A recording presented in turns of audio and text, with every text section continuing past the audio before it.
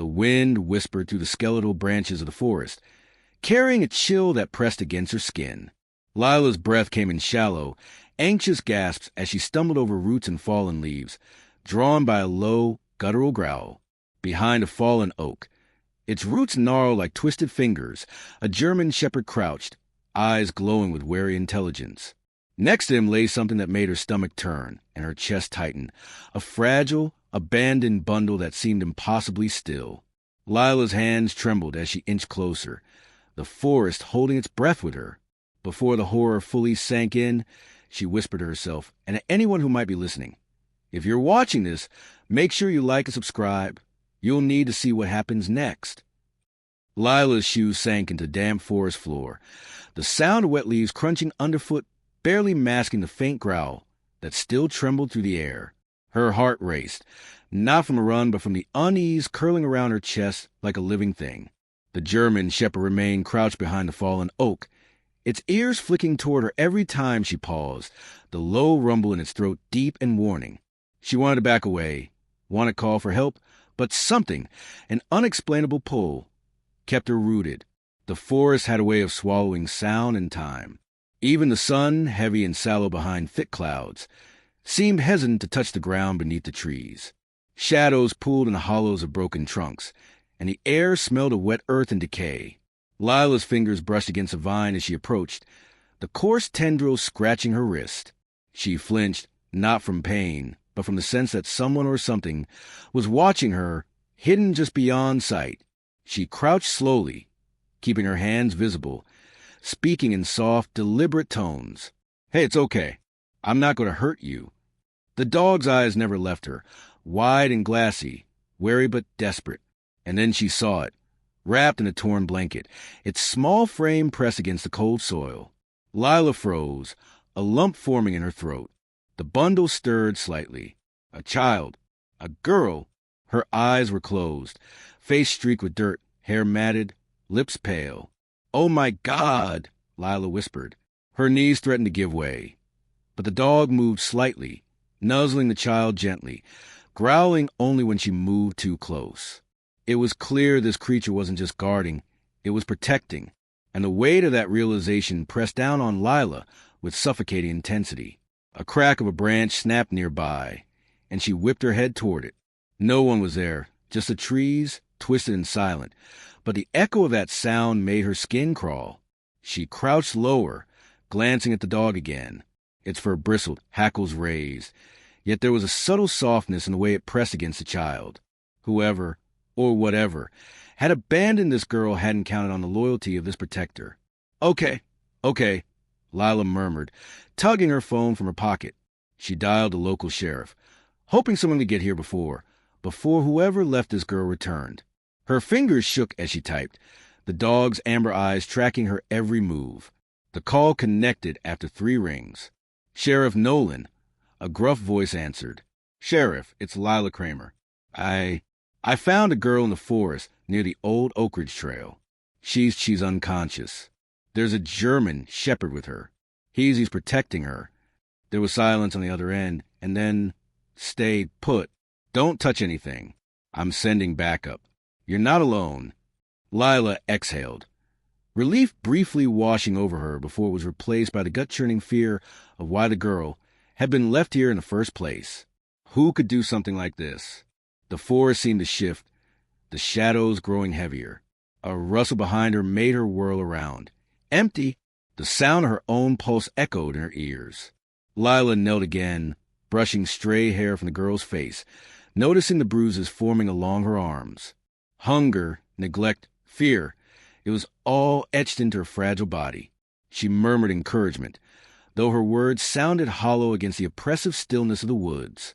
Minutes stretched endlessly, punctuated only by distant bird calls and the occasional gust of wind. When she finally heard the crunch of tires on gravel, her heart leapt. The sheriff's truck appeared, headlights cutting through the fog and gloom. Sheriff Nolan, and a deputy jumped out, guns holstered but eyes alert. "Stay back," Nolan instructed, his tone sharp. "Let him," he nodded at the dog. "Don't startle him. He's not the enemy here."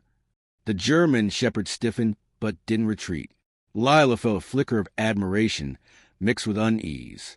She had read about protective instincts in dogs, but this was something deeper, almost human in its devotion.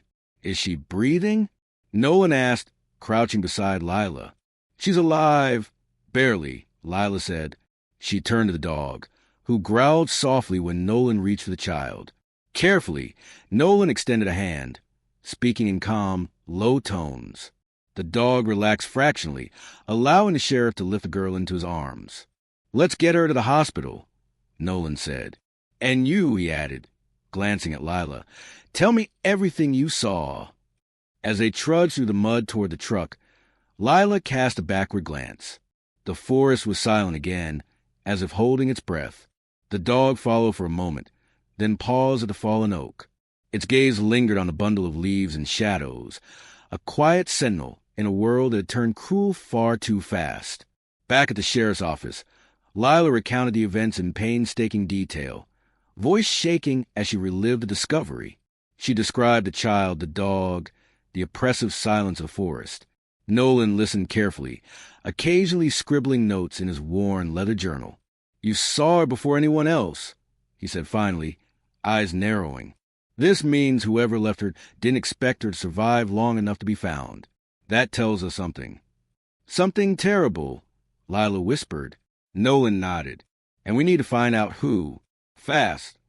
Lila left the office later that evening, the fog rolling in thick across the town. The forest haunted her thoughts, the German shepherd's eyes etched into her mind. She couldn't shake the feeling that someone or something was watching her even now. Later, as she uploaded a short video of the discovery for her small online channel, she added a quiet note. "Stay safe out there, and if you're watching, like and subscribe. We need to uncover the truth." Her hands trembled as she posted it, a mix of fear and hope threading through every word. The town of Oak Ridge was small, quiet, and seemingly safe. But Lila knew better. Darkness had a way of seeping in, unnoticed, until it was too late. And tonight, it had touched her life in ways she couldn't yet understand. She would see that dog again. She would see the child again. And she knew, deep down, that neither of them, or the secrets the forest held, were done with her yet. The hospital smelled of antiseptic and fear. Lila perched on a stiff chair, hands clasped tightly in her lap, the child, now named Emily by the nurses, lying in a small cot, eyes closed, breathing shallow but steady. The German shepherd waited outside the emergency ward, pacing behind a chain-link fence the staff had placed. His growl was low and constant, a reminder of the world Emily had come from and the one that had nearly swallowed her whole. Lila traced the dog's silhouette with her eyes. She could almost feel the weight of his loyalty, the silent promise that he would never leave her side, or Emily's. Something in her chest ached, a combination of empathy, admiration, and fear. She didn't know the dog's story, didn't know who he belonged to, if anyone, but the bond was undeniable. Sheriff Nolan arrived a few minutes later, coffee in hand, the exhaustion in his eyes hidden by practiced calm. "How's she holding up?" he asked quietly, nodding toward Emily. "She's alive," Lila said softly, but the tremor in her voice betrayed the underlying terror she felt. "That's all I know for now." Nolan sat beside her, removing his hat and rubbing the bridge of his nose. "I want a full report," he said. "And we need to talk about the child's background, her family, if there is one. Whoever left her in that forest isn't the kind to quit easily." Lila shook her head. She had no ID, no phone, no clues, nothing. Just the blanket, the dirt, and that dog. Nolan's eyes narrowed. That dog is more than a guardian. He's part of this. Someone knew exactly what they were leaving behind and underestimated him. The two sat in silence, the only sound the occasional beat from a heart monitor. Lila's mind wandered back to the forest, the chill in the air, the smell of wet leaves, the oppressive quiet that had pressed against her lungs. She couldn't shake the feeling that the forest had been waiting, almost alive, for her to arrive. Later that evening, Lila returned home, but sleep eluded her. Oak Ridge was quiet, the kind of quiet that felt like a trap, like the entire town was holding its breath for what came next. She scrolled through her phone, reviewing the footage she had recorded of the dog and Emily. Comments had started appearing. People offering help, expressing shock, or asking questions. Her thumb hovered over keyboard, resisting the urge to reply. Then there was the message that made her blood run cold. Be careful who you trust. Not everyone is what they seem. No name, no number, just a warning. She looked out her window at the dark silhouette of the forest in the distance. Her stomach churned. Whoever had left Emily there, whoever had sent that message, was watching. And now, somehow, they knew she was involved. The next morning, Nolan called Lila to meet him at the sheriff's office. She arrived to find the office buzzing with activity. Deputies were reviewing old missing person files. Maps of the forest were spread across tables, and the smell of strong coffee mixed with a faint metallic scent of paperwork. Nolan motioned her over. We've been running background checks. Nothing concrete yet on Emily. No missing child reports matching her description in the past 6 months. He paused, then added grimly, which means she wasn't reported, or someone's covering for her. Lila's stomach sank. You mean her own family? Nolan shrugged. Could be someone who wanted her gone for good. Either way, we need to find out who and fast. He handed her a file. Take a look at this. I want you to notice anything that seems off. Lila flipped through photographs and reports. Families listed as missing.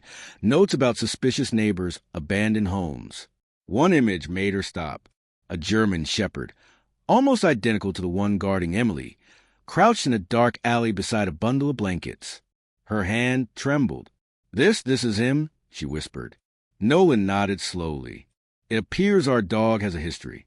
He's been finding children, sometimes alive, sometimes not. And each time, he's left them where someone will eventually find them. Lila's chest tightened. So he's a rescuer? Partially, Nolan said. But there's more to it. Someone trained him. Someone used him. And that someone may still be out there. The following days were a blur of interviews, hospital visits, and forest patrols. Lila spent hours by Emily's side, learning to read the child's fragile signals, tiny movements, shallow breaths, whispered murmurs. Emily was too scared to speak, too broken to form words. Lila's heart ached every time she tried to comfort her. She felt a helplessness she couldn't shake, as if the forest, the dog, and the shadow of whoever had left the child were all pressing down on her chest. One afternoon, while Nolan and his deputies scoured the edge of the forest, Lila received a knock at her door. She opened it to find a man, mid-30s, sharp eyes, wiry build. He introduced himself as Henry Cole, a freelance investigative journalist. His gaze lingered on Emily's file in her hands. You're involved, he said flatly. I've been following similar cases. Kids abandoned in remote places, always near forests, always found by animals, dogs, usually German shepherds. There's a pattern here, and it leads back to something much bigger than Oak Ridge. Lila felt a chill. What were you saying? Henry leaned closer. This isn't random. These kids aren't just abandoned. They're part of a network, a trafficking ring that operates in plain sight. And the dog, he's been trained, knowingly or unknowingly, to lead the right people to them. You found Emily because you were meant to.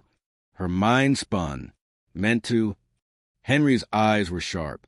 Yes, you're the only one who could have followed the dog into the forest without panicking.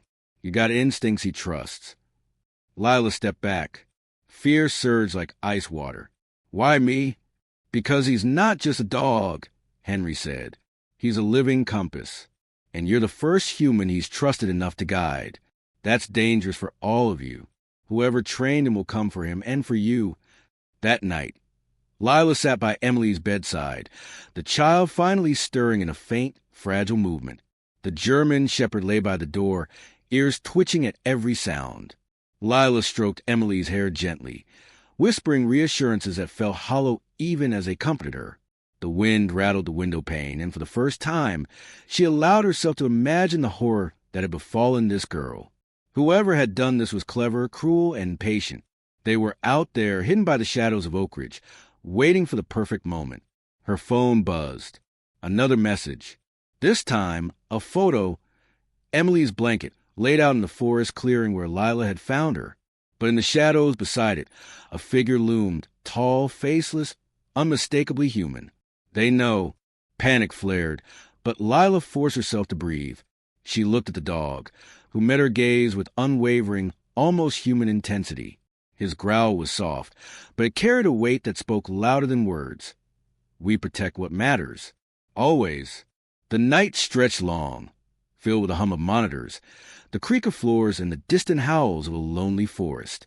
Lila knew the danger had only begun, and deep down, a part of her feared what truths the coming days would reveal about the child, the dog, the forest, and the people who lurked in the shadows, waiting to reclaim what they believed was theirs.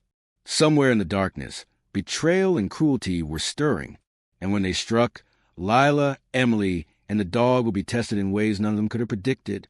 The wind tore through the skeletal branches of the forest like a chorus of restless spirits, carrying the scent of wet earth and decay. Lila tightened her coat, the chill cutting through her. But it wasn't the cold that made her shiver. It was the certainty that someone was following them. The German shepherd stayed close, ears twitching, tail stiff, every muscle coiled with tension. Emily huddled against Lila, wrapped in a thick blanket, eyes wide and haunted, still too fragile to understand the danger that loomed over them. Sheriff Nolan and Henry Cole flanked Lila as they approached the clearing where the first warning photo had been taken. Every step was measured, deliberate, the crunch of leaves beneath their boots deafening in the oppressive silence. Lila's mind raced with questions, doubts, and fear, yet the dog's unwavering gaze forward reassured her in ways words could not. He knew, and for once, she trusted his instinct more than her own. The clearing was a nightmare frozen in time. The blanket lay sprawled across the mud, soaked with rain from the night before, and there were faint footprints in the soft earth. Too many to count, some leading into the dense forest, some toward the road. Lila swallowed hard. Whoever had left Emily here once was still somewhere nearby. Henry crouched beside the footprints, eyes scanning every detail. They didn't expect us, he said. Too sloppy. But they're close. And they know we're coming. Then what do we do? Lila whispered, her voice trembling despite the force she tried to muster. Nolan's jaw tightened. We bait them. The dog knows where they are. They just don't know it yet. The German shepherd growled softly, then darted into the forest, low to the ground, tail stiff like a rod. Lila and the others followed, hearts pounding in rhythm with the crackle of dry leaves underfoot. The forest seemed alive, almost aware of their intrusion. Every shadow a potential threat, every rustle a warning. Minutes or hours passed, Lila couldn't tell.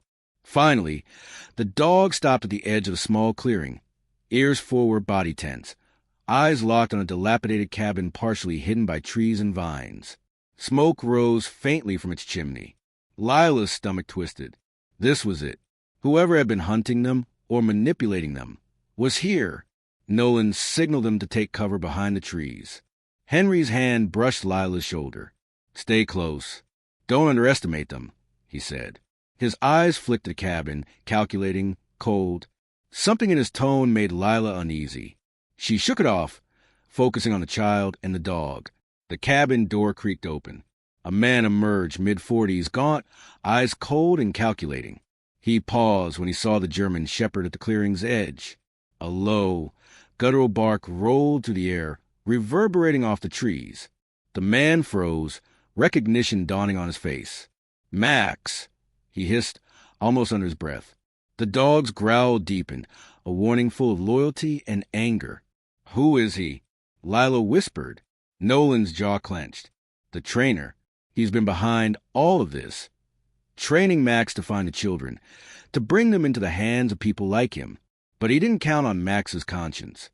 Henry stepped forward, or the fact that the dog could choose. His voice was flat, unnerving in its calmness.